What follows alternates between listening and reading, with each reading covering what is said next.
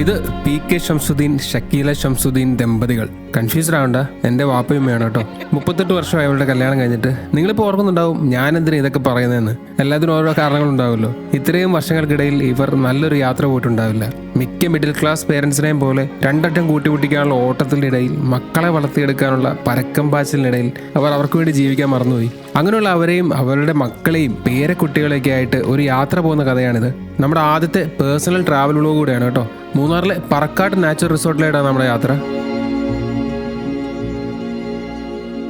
മൂന്നാറിലെ റോഡിലെ തിരക്കിലൊക്കെ കിടന്ന് അലഞ്ഞു തിരിഞ്ഞ് നടക്കുന്നതിൽ നല്ലത് എവിടെയെങ്കിലും പോയി സമാധാനത്തോടെ അവിടുത്തെ ആക്ടിവിറ്റീസ് ഒക്കെ എൻജോയ് ചെയ്തിരിക്കാന്നാണ് ഓർത്തത്. അതിന് പറ്റിയൊരു സ്ഥലം ഇത് തന്നെയാണെന്ന് തോന്നി. ഞാൻ നേരത്തെ പറഞ്ഞ പോലെ ഇതൊരു പേഴ്സണൽ വ്ലോഗ് ആയിരിക്കും. കൂട്ടത്തിൽ ഈ റിസോർട്ടിന്റെ കുറച്ച് കാഴ്ചകൾ കൂടി കാണിച്ചു തരാം. അപ്പോൾ ഇറ്റ്സ് മീ ഷബിൻ ഷംസുദ്ദീൻ. എൻ്റെ ഫുൾ ഫാമിലിയുടെ കൂടെ പറക്കാട് നാച്ചുറൽ റിസോർട്ടിലേക്ക് എല്ലാവർക്കും സ്വാഗതം.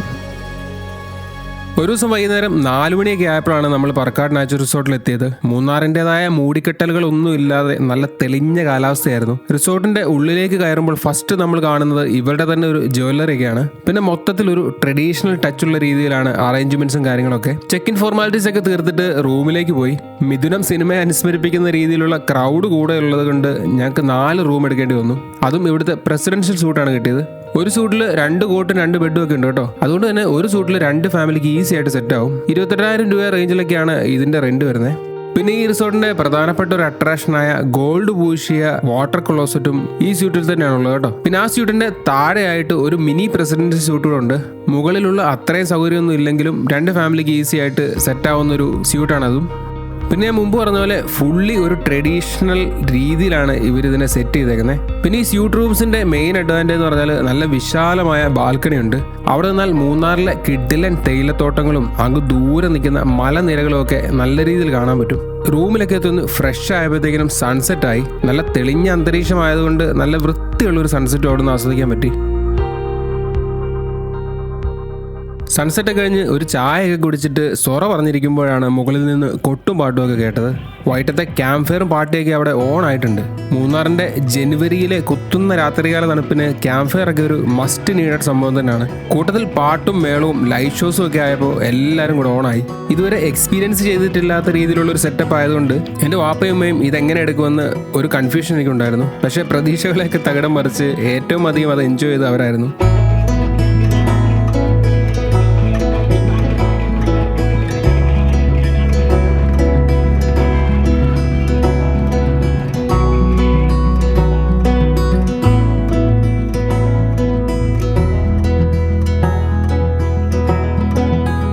അവിടുത്തെ പരിപാടികളൊക്കെ കഴിഞ്ഞ് ഫുഡ് അടിയും കഴിഞ്ഞിട്ട് യാത്രാക്ഷീണം ഉള്ളതുകൊണ്ട് നേരത്തെ കിടന്നു. പിറ്റേന്ന് രാവിലെ അലാറം ഒക്കെ ചെയ്യാൻ നേരത്തെ എണ്ണീറ്റു.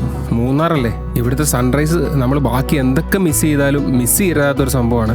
ബാൽക്കണിയിൽ പോയി നിന്ന് നല്ല ഫസ്റ്റ് ക്ലാസ് ഒരു സൺസെറ്റിന് സാക്ഷ്യം വഹിച്ചു. നല്ല പച്ച വിരിച്ച് കിടക്കുന്ന തേയിലത്തോട്ടത്തിന്റെ ഇടയിലൂടെ സൂര്യൻ ഉയർന്നു വരുന്ന കാഴ്ചയും പിന്നെ പ്രഭാത കിരണങ്ങൾ തഴുകി കടന്നു പോകുന്ന കാറുകളും ബസ്സുകളും ഒക്കെ ഒരു പ്രത്യേക ഭംഗി തന്നെയാണ്.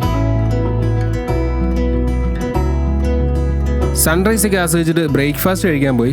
ഇവിടുത്തെ റെസ്റ്റോറൻറ്റ് സെറ്റ് ചെയ്തേക്കുന്നതും ആ ഒരു ഏരിയയുടെ ഭംഗി കണ്ടിരുന്ന് ഭക്ഷണം കഴിക്കാൻ പറ്റുന്ന രീതിയിലാണ്. ഇവിടുത്തെ ഫുഡിൻ്റെ ക്വാളിറ്റിയും സൂപ്പറാണ് കേട്ടോ. ഡിന്നർ ആണെങ്കിലും ബ്രേക്ക്ഫാസ്റ്റ് ആണെങ്കിലും നല്ല ക്വാളിറ്റിയും കുറേ അധികം ഓപ്ഷനുള്ള രീതിയിലാണ് അവർ സെറ്റ് ചെയ്തേക്കുന്നത്.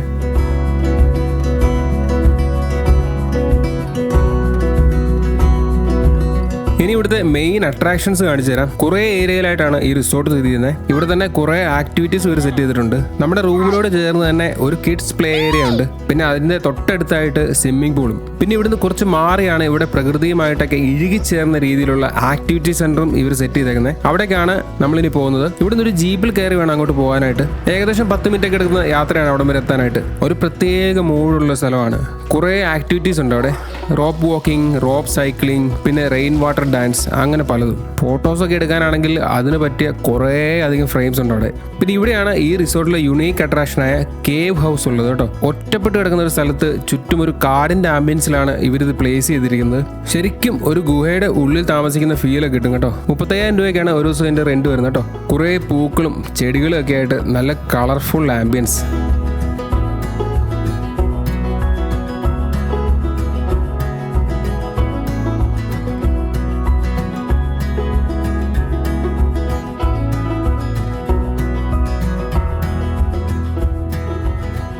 പിന്നെ ഇവിടെ ഒരു അരുവിയും വെള്ളച്ചാട്ടവും ഒക്കെ ഉള്ളതാണ്. പക്ഷെ അതൊക്കെ മഴക്കാലത്ത് വന്നാലേ നമുക്ക് അതിൻ്റെ ഒരു വൈബിൽ ആസ്വദിക്കാൻ പറ്റുള്ളൂ. കേവ് ഹൗസിന്റെ തൊട്ടടുത്തായിട്ട് തന്നെ ഒരു ട്രീ ഹൗസ് ഉണ്ട്. 3 നിലകളുള്ള ട്രീ ഹൗസ്. ഉൾവശമൊക്കെ അത്യാവശ്യം ലക്ഷറിയാണ്. പിന്നെ നല്ല സൗകര്യങ്ങളുണ്ട്.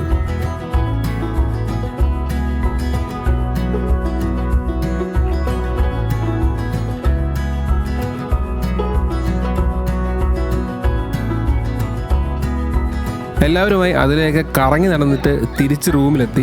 ഒരു ചായയൊക്കെ കുടിച്ചിട്ട് പാക്കിംഗ് ഒക്കെ കഴിഞ്ഞിട്ട് ചെക്കൗട്ടിനായിട്ട് ഞങ്ങൾ പ്രിപ്പയർ ആയി. പിന്നെ ഫോട്ടോ ഒക്കെ എടുക്കാനായിട്ട് ഇവിടെ ഒരു ബാൽക്കണി സെറ്റപ്പ് ഉണ്ട്. നല്ല വൃത്തിയുള്ള കുറേ ഫ്രെയിംസും തേയിലത്തോട്ടങ്ങൾ ബാക്ക്ഗ്രൗണ്ട് ആയിട്ടൊക്കെ കിട്ടുന്ന കുറച്ച് ഏരിയാസ് ഒക്കെ ഉണ്ട്.